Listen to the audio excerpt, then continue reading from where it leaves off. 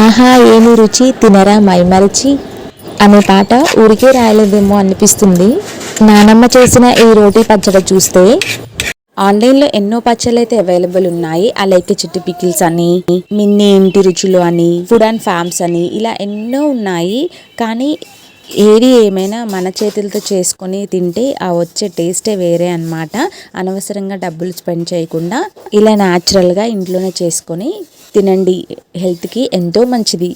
అసలు సిసలైన విధానంతో రోటి పచ్చడి చేసిందండి టమాటా పచ్చడి. అసలైన విధానంతో టమాటా పచ్చడి ఎలా తయారు చేసుకోవాలో చూడండి. ముందుగా స్టవ్ మీద కడాయి పెట్టేసుకొని జస్ట్ నూనె కూడా ఏమీ పోయకుండా అలా కడిగిన పచ్చిమిర్చిని వేయండి. నూనె వెంటనే పోయొద్దు, మనకి ఆ పచ్చిమిర్చిలో ఉన్న వాటర్ అంతా కూడా ఎవాపరేట్ అయిపోవాలి. సో అప్పుడు మనకి తర్వాత ఆయిల్ పోసుకోవాలి. తద్వారా ఏంటంటే చిటపట అనకుండా ఉంటుందన్నమాట. చూసారు కదా, సో నీళ్ళంతా వెళ్ళిపోయాయన్నమాట. సో ఇప్పుడు మనము తగినంతగా ఆయిల్ వేసుకోండి. ఇప్పుడు ఈ ఆయిల్లో బాగా వేయించాలన్నమాట. సో మామూలుగా మనం చేసే విధానానికి పెద్దవాళ్ళు చేసే విధానానికి తేడా ఏంటంటే వాళ్ళు చాలా ఓపికగా వంట దగ్గరే, అంటే మీన్స్ గ్యాస్ దగ్గరే ఉండి కలపెడుతూ అక్కడే ఉండి వంట చేస్తూ ఉంటారు. మనం ఏంటంటే పొయ్యి మీద పెట్టేసి పక్కకు వచ్చేస్తాం. ద్వారా అనేది టేస్ట్ అనేది మారుతూ ఉంటుంది. మనం ఏదైనా తయారు చేస్తే ఇంట్రెస్ట్గా అక్కడే ఉండి చేస్తే అది డెఫినెట్గా పర్ఫెక్ట్గా వస్తుంది అనడానికి ఇది అనమాట నిదర్శనము. ఇప్పుడు కొంచెం పచ్చిమిర్చి వేగిన తర్వాత ఇలా జీలకర్ర వేసుకోవాలి. జీలకర్రని అయితే కొంచెం ఎక్కువగానే తీసుకోండి. సో అప్పుడు మనకి టేస్ట్ అనేది బాగా వస్తుంది.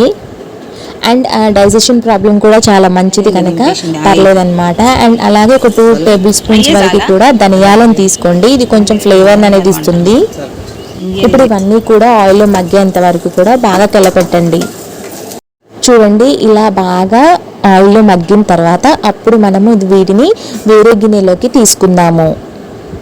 ఇప్పుడు అదే కళాయిలో మనము పుదీనా వేసుకోవాలి. సో నచ్చిన వాళ్ళైతే పుదీనా వేసుకోండి, లేదంటే అవసరం లేదన్నమాట. సో ఇప్పుడు కొంచెం ఆయిల్ అయితే ఉంది కదా ఆల్రెడీ అందులో, సో ఆ ఆయిల్లోని ఇది వేయించుకోవాలన్నమాట. ఆయిల్ని కూడా ఎంత కంట్రోల్గా వాడుకుంటే అంత మంచిది. ఇలా పుదీనా కొంచెం ఆయిల్లో వేగిన తర్వాత టమాటో ముక్కలను వేసుకోవాలన్నమాట. సో ఇలా వేగిపోయి కొంచెం దగ్గర పడింది చూడండి. మేమైతే కొంచెం తక్కువగానే వేసుకున్నాము పుదీనా. నచ్చిన వాళ్ళైతే ఇంకా క్వాంటిటీని పెంచండి, ఇంకా టేస్ట్ బాగా వస్తుంది. సో ఇప్పుడు కట్ చేసిన ముక్కల్ని ఇలా వేసుకొని తర్వాత పచ్చడికి తగినంతగా ఉప్పు వేయండి. ఉప్పు వేసేసి బాగా కలపెట్టండి. సో ఇప్పుడు మనకి టమాటాల నుంచి వచ్చే వాటర్ అండ్ అలాగే ఉప్పు ద్వారా వచ్చే వాటర్ అంతా కలిసి టమాటో పీసెస్ చాలా మంచిగా ఉడికిపోతాయి అన్నమాట. ఇప్పుడు ఈ టమాటాలు పర్ఫెక్ట్గా కుక్ అయ్యేలోపు మనం ఏం చేద్దామంటే, సో ఇలా రోల్ ఉంటుంది కదా, సో ఈ రోలుని మంచిగా క్లీన్ చేసేసుకుందాము. అంటే రెగ్యులర్గా యూజ్ చేయం కదా, సో అందుకని చెప్పేసి సో మనం యూజ్ చేసుకునే ముందు ఇలా శుభ్రంగా క్లీన్గా కడుక్కొని యూజ్ చేయాలన్నమాట. సో ఊరిలో కదా కొంచెం ఇలాగే ఉంటుందండి, don't keep in mind.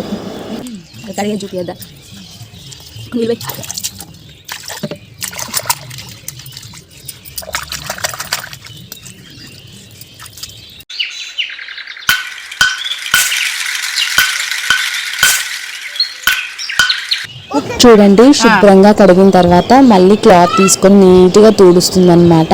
So అదనమాట, పెద్దవాళ్ళు ఏ పని చేసినా కానీ చాలా నీట్గా పర్ఫెక్ట్గా చేస్తారు.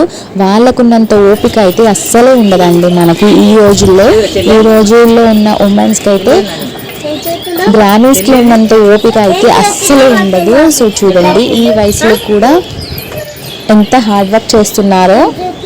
ఇప్పుడు వచ్చేసి మనము పల్లీలు వేయించుకోవాలండి ముందుగానే, మీకు అది చూపించలేదు. సో ముందు పల్లీలు వేయించుకున్నాము కదా, పల్లీలని ఇలా మెత్తగా గ్రైండ్ చేసేసుకుందాం అన్నమాట. సో మెత్తగా ఇలా రుబ్బిన తర్వాత ఇప్పుడు మనం ఆల్రెడీ వేయించి పెట్టుకున్న పచ్చిమిర్చి, ధనియాలు, జీలకర్రని అందులో వేసేసి అవి కూడా మెత్తగా రుబ్బాలి, మీన్స్ దంచాలన్నమాట. సో మెత్తగా అయ్యేంత వరకు కూడా వాటిని దంచండి.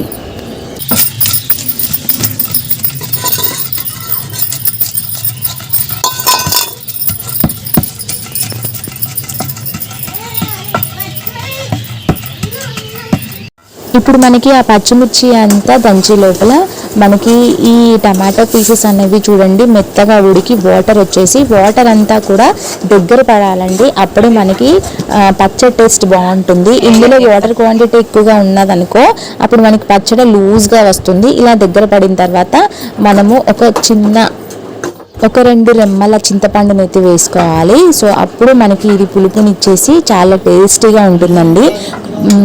డెఫినెట్గా మీరు దోశలకు చట్నీ కావాలంటే టమాటాలో వాటర్ ఉంటే పర్లేదు, కానీ మన రైస్లో ఈ చట్నీ కావాలంటే మాత్రం డెఫినెట్గా అయితే వాటర్ అంతా అబ్జర్వ్ అయ్యే వరకు కూడా టమాటాలని ఉడికించాలి. ఇప్పుడు బయట ఇదంతా స్మాష్ అయిపోయింది, చూసారు కదా, మెత్తగా అయిపోయింది అనమాట. సో ఇది ఇంకా దంచేలోపు మనము ఈ వెల్లిపాయలు తీసుకోవాలన్నమాట. ఒక 4-5 వెల్లిపాయలు పీసెస్ తీసుకొని అందులో వేసేసుకుంటే దాని నుంచి వచ్చే ఫ్లేవర్ అయితే చాలా బాగుంటుంది పచ్చళ్ళలో. ఇదంతా అందరూ చేసేవే, కానీ ఎక్కడ టేస్ట్ స్ట్రాంగ్గా ఉంటుందంటే మనం మిక్సీస్ యూస్ చేస్తాం కదా, సో అక్కడ పోతుందన్నమాట.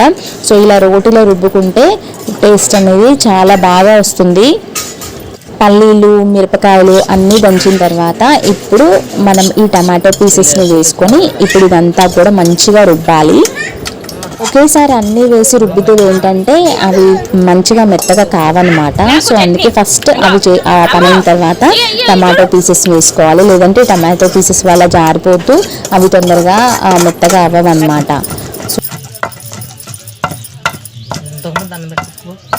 అయిపోయిందని అప్పుడే అయిపోద్దిలే, అయిపోలేక ఉప్పు కారం అన్నీ సరిపోయినాయా ఉప్పు చూడు.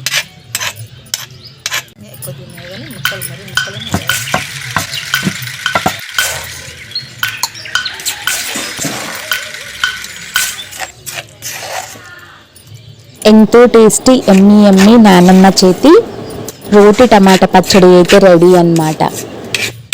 ఈ వీడియో మీకు నచ్చినట్లయితే ప్లీజ్ లైక్ చేయండి.